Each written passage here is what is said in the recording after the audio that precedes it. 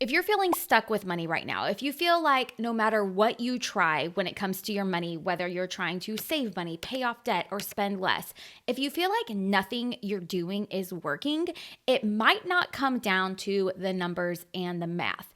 It might come down to what you're thinking and believing about money itself. Today, I'm calling out 5 money lies that are keeping you broke. And I feel comfortable calling them out because these are 5 lies that in my past, I actually believed all of these things. So chances are you might believe at least one of them too. So we're going to talk about the lie and then the truth behind it. Even believing just one of these lies could be costing you money. So let's dive into them. Hey, my name is Allison Baggerly. I'm the founder of Inspired Budget and I'm the author of Money Made Easy. Now, I wish I could say I was always good with money, but that's just not the case. In fact, one of the very first lies that I truly believed about money is that debt is just part of your life. The lie I was telling myself many years ago when I was in my 20s is that everyone has debt. It is totally normal. I also believe the lie that student loans were good debt and that it's okay for me to carry around this debt forever and ever because I got a college degree. So that makes it good, right? Well, not necessarily. It might have lower interest rates, but still having those student loans was holding me back. Now, here's the deal. Everyone might have debt, or it might seem like everyone has debt, but that doesn't make it normal. That just makes it common. And common and normal are not the same thing. And I'll be the first to admit that believing the lie that everyone has debt is totally normal, we believe it because it keeps us safe. It makes us feel like what we're doing is okay or what we're not doing is okay. It makes us believe that just because we have these credit card debts, this student loan, this car loan, doesn't mean that we're doing anything wrong or bad. It's just totally normal. It's what everyone deals with, right? And while it might be common, it doesn't mean that it's what's best for you. And keeping that lie in, believing that lie that everyone has debt, it's just normal, I'll have it forever, and it's just a part of life, what that's doing is it's keeping you from changing your future. It's holding you back from imagining and dreaming about a different future for yourself, one where you don't have debt, one where you get to keep all the money that you get in your paycheck, one where you don't have to put a vacation on a credit card or you don't have a car loan whatsoever. I remember when my husband and I totaled up our debt for the very first time, I was really ashamed, but I also found ways to I don't know, I guess excuse it. I was excusing the debt, saying, well, I didn't know and debt is normal and all of those things. But ultimately, that lie that debt is just a part of life, it didn't sit well with me because I realized I don't want the life that having this debt gives me. I don't want to live with the stress. I don't want to live with the paycheck to paycheck life. I don't want to be sending so much of my paycheck every single month to student loans, car loans, or whatever debt it was. I didn't. I wanted something different for myself. So I had to say, you know what? I'm no longer going to believe this lie and in turn, look and see what is the truth. And the truth is that debt isn't a life sentence. Even if you have 6 figures of debt, even if you have $200,000 of debt, it is not a life sentence. I fully believe that you don't have to sit in that debt forever.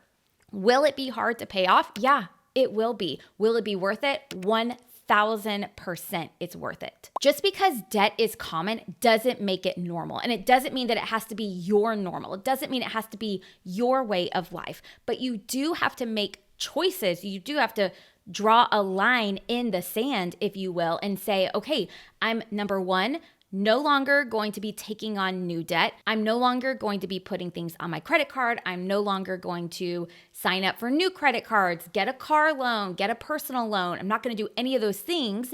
And instead, I'm going to focus on paying off my debt because you absolutely can pay it off. Even if you don't make a fortune, I promise you can. Like I said, it's not going to be easy, but it will be worth it.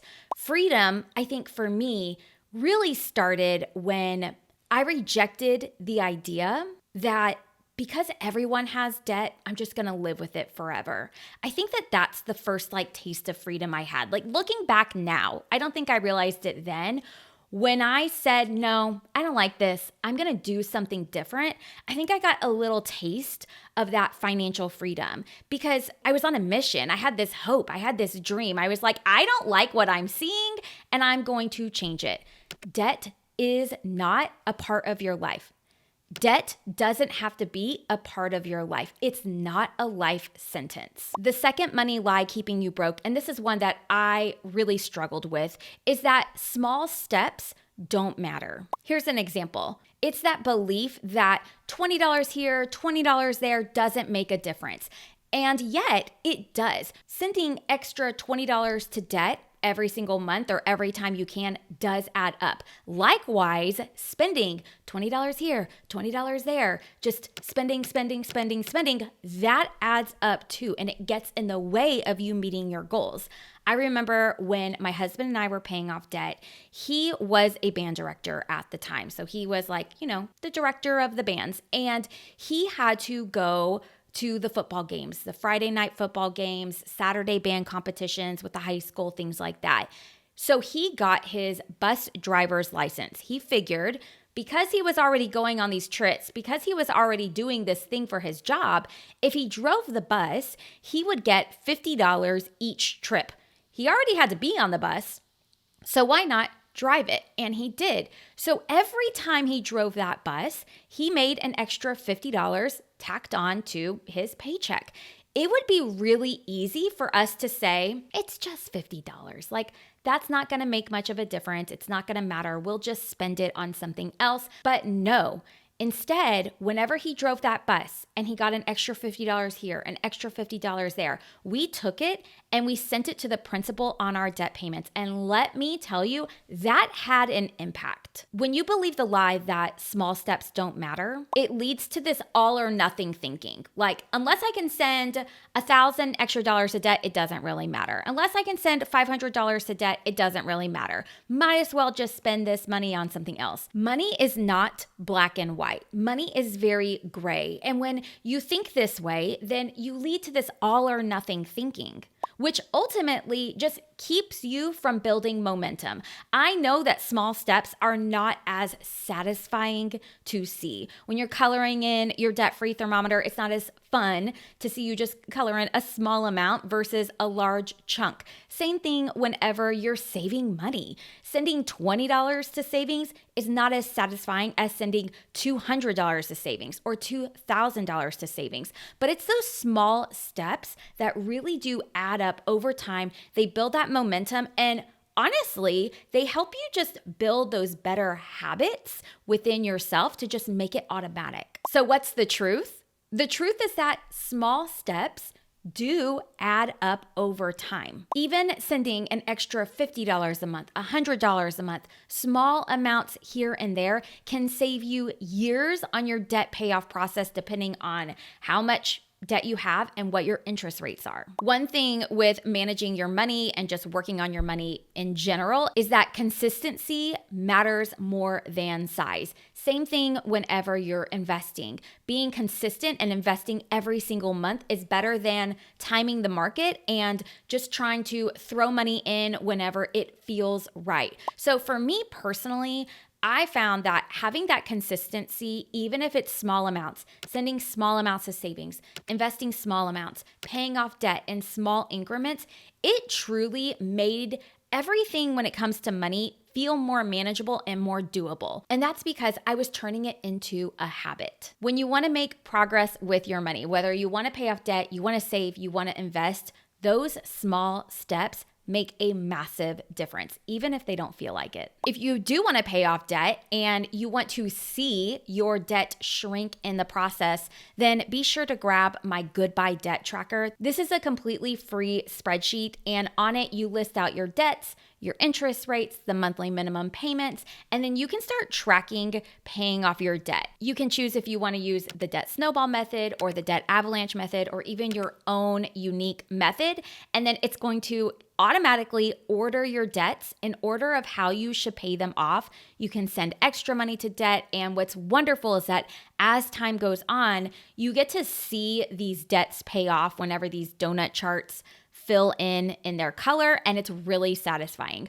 I'll link to it down below, so be sure to grab it. The third money lie that I believed, and one that I honestly wish I didn't believe because I'm a little bit embarrassed, is that everyone is doing better than me. I remember feeling like people had it all together and I was so behind. And if I'm being totally honest, I still feel this way sometimes with my money, with my business and parenting and all of the things. And I think that that's a totally normal thing. I think that it's something that I'll be working on forever, and that's okay. However, I also think it's important to call it out as a lie. I do think that this is harder to deal with now that everyone is just showcasing their lives on social media, which, by the way, is fake. And I'm gonna own it, like my social media is fake. Think about it. On my Inspired Budget account, I'm not showcasing and showing you all of the negative parts of my day. I'm not. In fact, I really try not to show you my personal life a lot at all because I want to keep some of that private. But even on my personal social media accounts, you're not seeing me talk about the stress of raising teenagers and Algebra 1, high school credit classes, or any of these other things that might be kind of dragging me down, or the fear and uncertainty of running an online business and trying to navigate decisions as a business owner on what on earth is going to be best for me. I don't share that. I do share things that make me happy and things that are going well, and I'm okay with that. I have those boundaries in place. However, we have to remember that social media is fake. 100% it is. You do not know what is going on behind closed doors. I know that you are following someone on social media right now, and they seem to go on trips all the time. They're constantly taking trips. They have a nice car. It seems like they have a beautiful house or they're upgrading their home. And you're sitting here thinking, how are they affording this? What do they know that I don't? And the truth is that they might not be affording it. They might have home equity loans. They might have credit card debt or car debt. They might barely be getting by, but they're not showing you that. Now, on the flip side, there are people that might be doing well with their money. They are secretly, silently saving, and they are doing really great. However, they're not telling us that either. The truth is that you're not seeing all of what's behind closed doors. There could be stress, debt, frustrations, talks of bankruptcy, all of these things behind closed doors. So what do we have to do? We have to focus on our own progress. I do think that a lot of people are struggling with debt. I 100% do, especially in 2025 when it seems like your dollar just doesn't go far enough. It seems like wages and salaries are not keeping up with inflation. I 100% believe that a lot of people are struggling silently with debt. So we cannot compare our own timeline, our own situation to someone's situation that we know barely anything about. We are seeing just like a scratch on the surface of that. You are only seeing a snippet. You are never getting the full picture. And I just want to say, you're never getting the full picture in any instance. So whether you are looking at how your sibling is managing their money and what they're doing, your parents, people that you are very close with, like friends, you are never getting the full picture. And that's okay. It's not your picture to see and know. So we have to focus on our own situation. We have to focus on our own progress and our own lifestyle. You may feel like everyone is ahead of you. You may feel like everyone's got it all figured out, but that's not necessarily the case. So what do you do instead? You take one more step to managing your money better. You get the Goodbye Debt Tracker. You write your first budget. You listen to a podcast episode or a YouTube video that's going to teach you and help you implement these strategies that you're looking at other people and you're wondering how they're doing them. You do that for yourself. That's how we break away from that lie. The fourth money lie, keeping you broke, and this is one I hear often, is I'll just start when I make more money. And honestly, it could just be, I'll just start when my kids are older. I'll just start when my dog is no longer sick. I'll just start when my income is consistent. I'll just start when I graduate from college. I'll just start when I get the raise. There are so many things that we can procrastinate on. I'll just start when life calms down. There are so many excuses that we could put in that fill in the blank right there. However, I will say one of the biggest ones is I'll start when I make more money. I'll invest when I make more money. I'll write a budget when I get a raise and I have more money to send to all the places. Or I'll start saving when I make more money. But here's the truth. And I really, really want you to hear this. If you cannot manage $500, you will not magically be able to manage $5,000. If you currently bring home $3,000 a month, it is not going to change. You're not going to know how to manage that money better if you start bringing home $6,000 a month or $9,000 a month or $12,000 a month. You still have to make those choices. You still have to lay the foundation with your money where you look at it and you say, okay, I know what's coming in. I know what's going out. And the way to do that, the way to know where your money is going is to track it, by the way. You can use the Budget My Paycheck spreadsheet. That's what I use.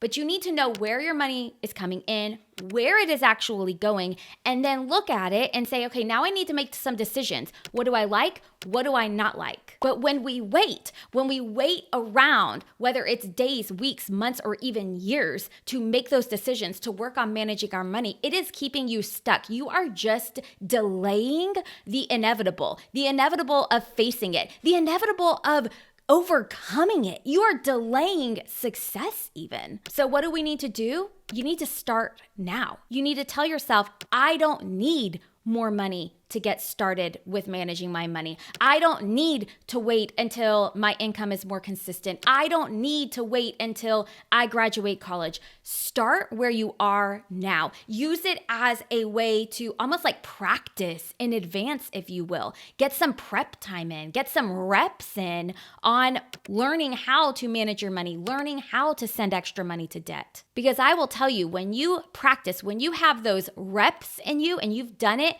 week in and week out, you've written a budget every single paycheck, those habits you put into place are far greater than your income. Because making more money without having a plan just leads to bigger mistakes. And you see it time and time again with people who get inheritances or win the lottery. They end up losing all their money because they didn't learn the fundamentals of how to manage it well. So what do you need to do? You need to just start today, right now, with whatever paycheck you have, whether you like that paycheck or you don't like that paycheck.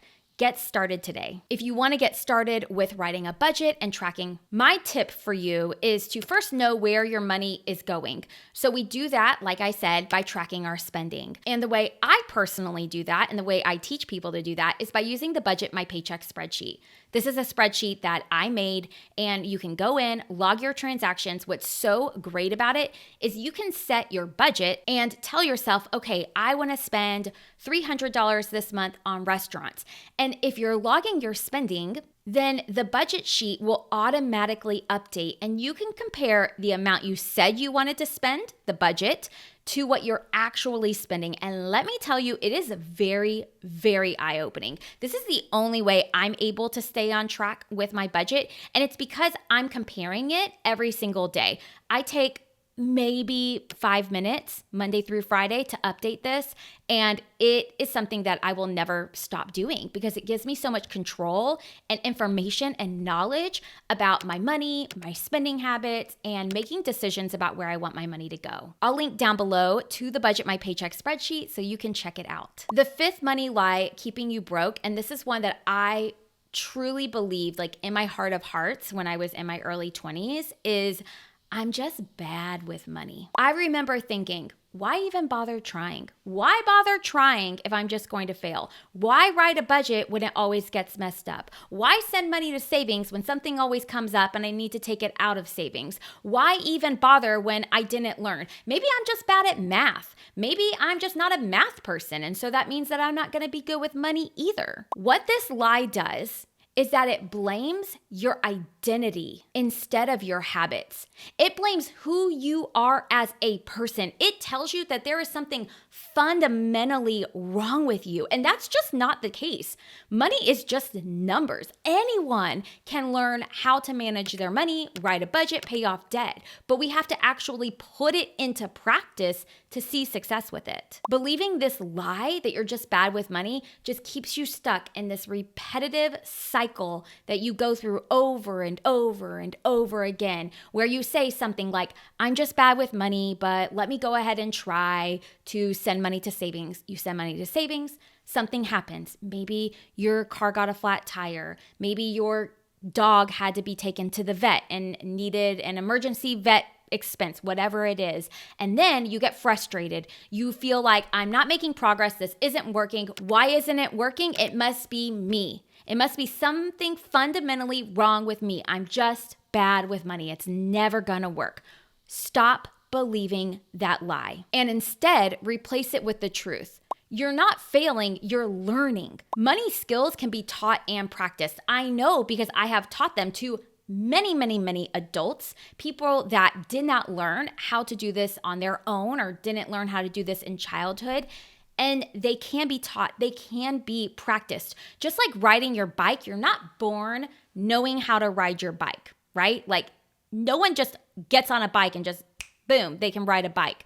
It takes time, it takes practice, it takes effort, it takes seeing how it's done, seeing, okay, this is the different parts of the bike, this is where my feet go, trying it, falling, failing, scraping your knee.